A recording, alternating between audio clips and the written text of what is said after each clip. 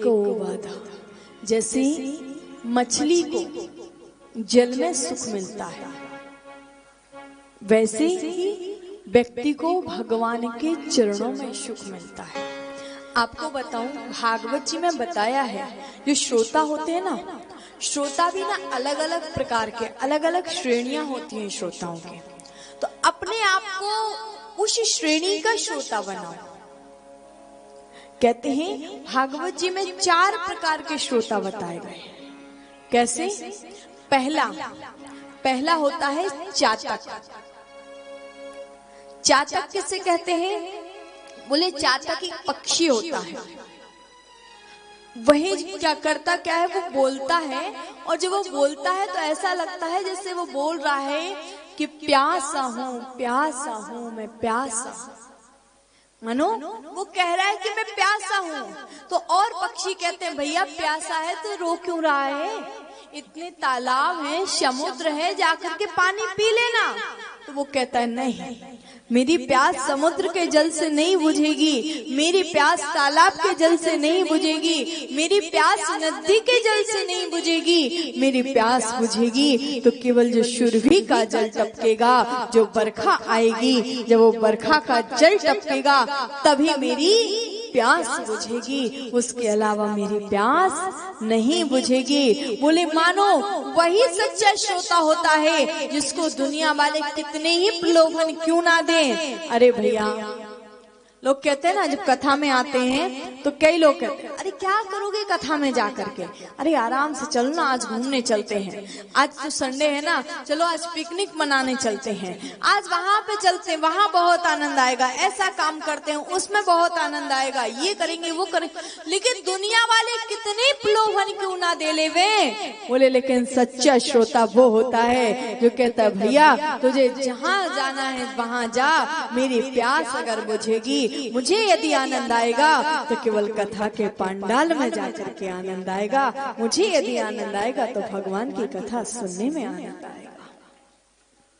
जैसे कहा, तो पहला होता है चातक।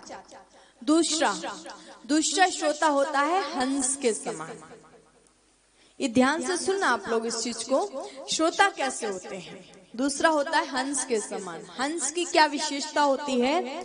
हंस जो होता है, हंस की एक खास बात होती है, हंस के सामने आप एक कटोरी में दूध रखो और उसी दूध में थोड़ा सा पानी डाल दो, तो हंस दूध को तो पी लेगा और पानी को छोड़ देगा। वो दूध में से भी पानी निकालने की सामर्थ्य रखता है हंस। बोले बस ऐसा ही श्रोता होना चाहिए कि व्यास पीठ से आपको सब तरीके की बात बताई जाएगी। कुछ बातें होती हैं जो आपके जीवन उपयोगी होती हैं, कुछ बातें होती हैं जो दृष्टांत से हास्य के लिए भी कही जाती हैं, पर आप अपने जीवन में वही बातें धारण करो जो आपके जीवन उपयोगी हो, उन बातों को जीवन में धारण करो, बाकी का बोले यहाँ का यही छोड़ दो। वो होते हैं श्रोता कैसे? हंस के समान।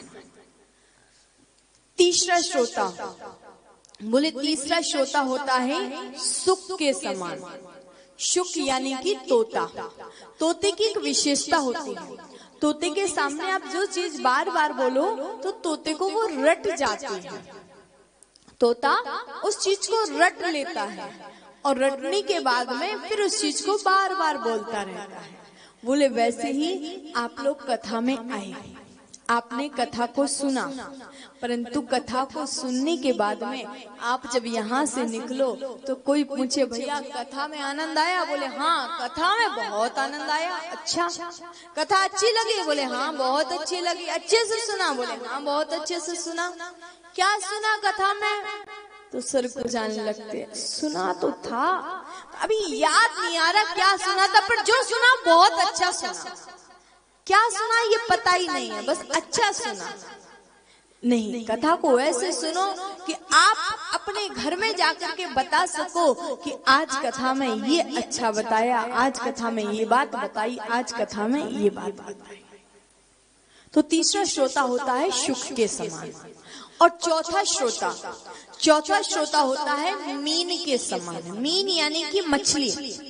मछली जो होती है ना, मछली कहाँ रहती है? जल में रहती है।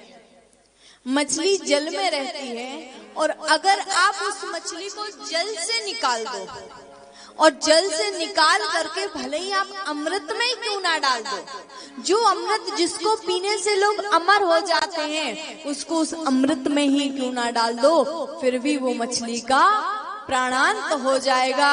क्यों? क्योंकि उसको जो सुख जल में मिलता है वो सुख उस अमृत में नहीं मिलेगा। इसीलिए कहा है सुखी मीन जिम नीर अगाधा तिम हरि शरण ना एक हो बाधा। जैसे मछली को जल में सुख मिलता है वैसे ही संसारी को भगवान के चरणों में सुख मिलता है। जो सुख भगवान के चरणों में है वो सुख अन्यत्र कहीं और नहीं है। ऐसे 4 प्रकार के श्रोता बताए गए हैं। बोली मां की बिहारी लाल की, बोलिए श्याम सरकार की जय।